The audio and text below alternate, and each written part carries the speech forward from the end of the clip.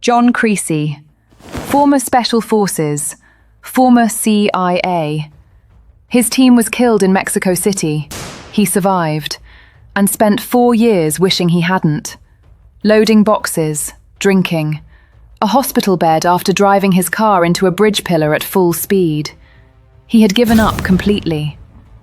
Man on Fire is not about a comeback story. It is about what happens when a broken man is given something worth fighting for, and every person who mistook his brokenness for weakness. Some thought he was finished. Some thought he was manageable. One of them knew exactly what he was, and tried to have him killed anyway. They were all wrong. This is what it's like to be every person who underestimated John Creasy. Level 1. Poe Rayburn. You are 16 years old, and you are furious. Not at anything specific, at everything. At your father's work, which has moved you from Houston to Atlanta to Los Angeles, and now, somehow, to Rio de Janeiro, which is beautiful, fine, but is not home. You had a life, friends, a varsity basketball team, and all of it got packed into boxes because Paul Rayburn goes where the mission takes him. So when a sullen, closed-off man shows up and your father introduces him as an old colleague, you are not exactly interested. You do not know what John Creasy is. You know what he looks like, a man who would rather be somewhere else. You know he barely speaks. You know he drinks. You know he flinches when anyone tries to get close. All things considered, not the most promising addition to your life. And then the building comes down. Your family is gone. And the only person left in your world is the man you hadn't even decided to trust yet. Poe Rayburn begins this story as a teenager who lost everything. She does not stay that way. She is not a victim who gets rescued. She is the reason it gets resolved. Level 2. Prado Suarez. You are President Camo's right-hand man, and you are very good at your job. The job, in this case, is managing a false flag terrorist bombing. The logistics of it, the framing of it, the tidy, professional cleanup afterwards. You arranged for Emmanuel Ferraz, the FRP crime boss, already conveniently in prison, to be coerced into writing emails that implicate a rogue CIA agent in the attack. You redirected the investigation. You managed the press. When Osmar, the bomb maker, became a liability, you made sure none of it pointed back to you. You are thorough. You are careful. You believe the plan is airtight. Here is what should concern you. The rogue CIA agent in those fabricated emails is John Creasy. You framed a man you've never met and assumed that was the end of it. You assumed a drunk, traumatized former mercenary, blamed for 600 deaths and hunted from 2 directions, would simply disappear. Adorable. Suarez ends the series being killed by the man he helped frame, not before putting a round into Creasy. It does not slow him meaningfully. Level 3. Tiago. You are a low-level gang member working for Osmar, and your role in this conspiracy was supposed to be simple. Creasy captures you. He places a remote detonated explosive device under your skin. And let me just pause there because that sentence deserves a moment. Then uses you to contact Osmar and arrange a meeting.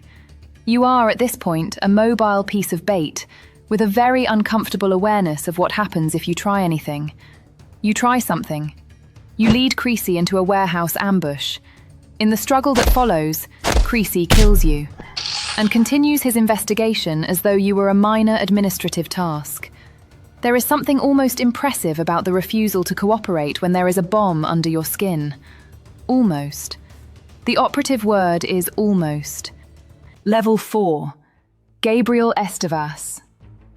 You built the bomb. More specifically, you are Gabriel Estevas, known operationally as Osmar, the man who manufactured and coordinated the device that brought down Paul Rayburn's high-rise in Rio, killing over 600 people. The only reason a teenage girl named Poe is alive is that she happened to be outside when the building came down. Pure luck. Hers, not yours. Creasy finds you through Tiago. He traps you, your wife, and your son Mateus inside your own panic room. The offer: their lives for everything you know. You cooperate, and you still lose a finger in the process. Creasy uploads what you give him to his CIA contact and gets the next name on the chain: Emmanuel Ferraz. In the aftermath, news reports confirm you are dead. How exactly? The show leaves deliberately vague. Here is my take. Osmar is the most structurally important character in the show's middle section, and nobody talks about him. Without his confession, Creasy never reaches Ferraz. Without Ferraz, Tappan is never identified. The bomb maker is the hinge the whole conspiracy swings on, and is erased the moment he becomes inconvenient. That is exactly how these things work. Level 5. Greybeard. You kidnap Poe. This is not a sophisticated plan. While the favela erupts in a firefight, you, Greybeard, unnamed, a thug caught in the chaos, grab the girl and the young man protecting her, Livro, and use them as leverage for a hostage exchange. Classic improvised criminal thinking. It rarely ends well for the improviser. The exchange happens in the mountains, both sides aiming weapons at each other. Creasy briefly loses composure the moment he hears Poe's voice on the phone, just for a second, before he pulls it back.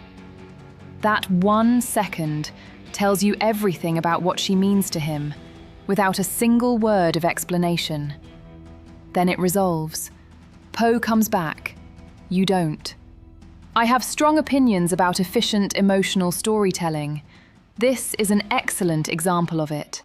Level 6. Emmanuel Ferraz. You are in prison, and you did not order the bombing. You are the leader of the FRP crime syndicate and the most convenient available villain for a conspiracy that needed a face. President Carmo and Suarez needed someone to blame. Your name was available. They kidnapped your family. They forced you to write the emails. You became the mastermind of an attack you had nothing to do with. Creasy comes for you, disguised, inside the prison. You know you will not leave this conversation alive.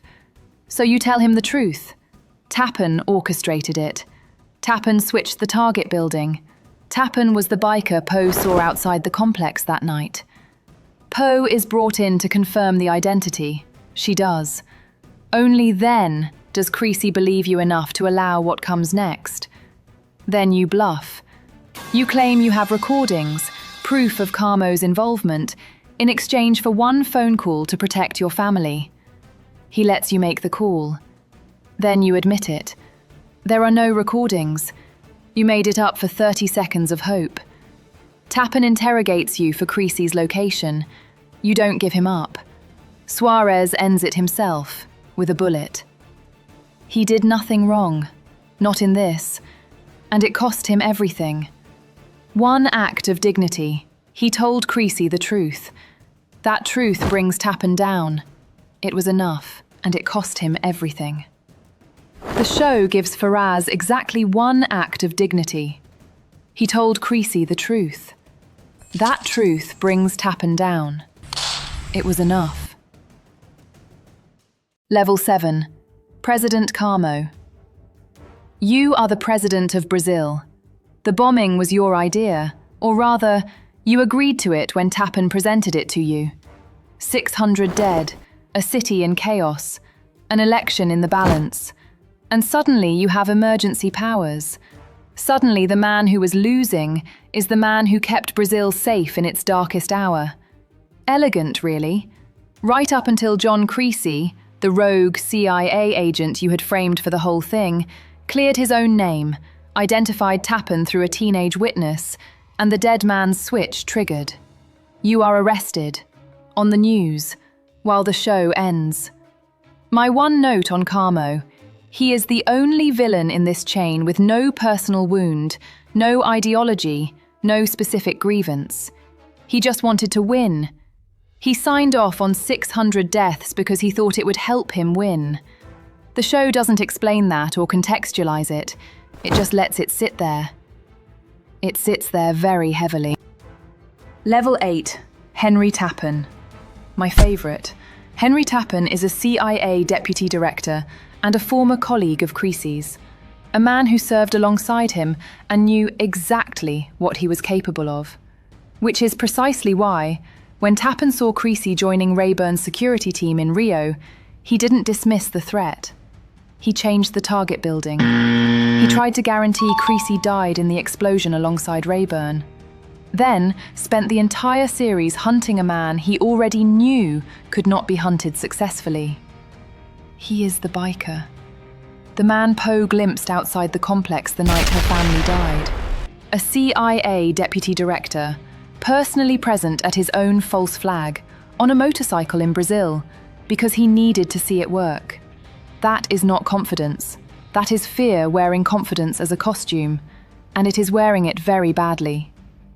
Creasy kills him in a hospital corridor, hand to hand, stabs him with a scalpel. This is for Rayburn. When you spend an entire series trying to kill the most dangerous man you've ever met, you do not get a clean ending. Level 9. John Creasy. What Rayburn does, by pulling him to Rio, is give him something outside himself to care about. And what Poe does, a girl who has just lost everything, with nowhere left to turn, is become the thing he cannot walk away from. He is not healed. He is not fixed. He is a man who found one person worth protecting, and that turned out to be enough.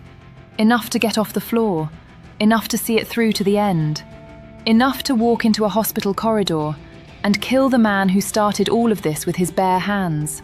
He takes out Tappan. He takes out Suarez. He clears his name. He brings down a government. The CIA director calls with another mission. The people who killed his team in Mexico City. The wound that started all of this. He tells them to send what they have. I will be watching. Neither of them chose to be in this story. One lost her family. One was blamed for a bombing he had nothing to do with. The show is not kind to innocent people. It is, however, accurate. 2 men, 2 bad plans, 0 hesitation, 0 survivors. The entry bar for this conspiracy was apparently very low. The professionals. One built the bomb, one managed everything after it. Both were erased the moment they became inconvenient. That is how machinery works. You service it until you don't. One wanted power, one wanted control. Between them, they killed 600 people, framed an innocent man, and triggered the one variable neither of them had accounted for. My favourite is still Tappan. I find his specific brand of catastrophic overconfidence genuinely compelling. He started this series with nothing. By the end, he had Mello, Vico, Livro, Poe, and Ivan Gusev. One he called, the rest just showed up. He did not fix himself, he did not heal, he just found people worth the effort. Moncrief calls, he picks up. One conspiracy down, subscribe, because the next one is already in progress. And whoever's at the top of it has absolutely no idea what's coming. Neither do you. The next mission is on the screen.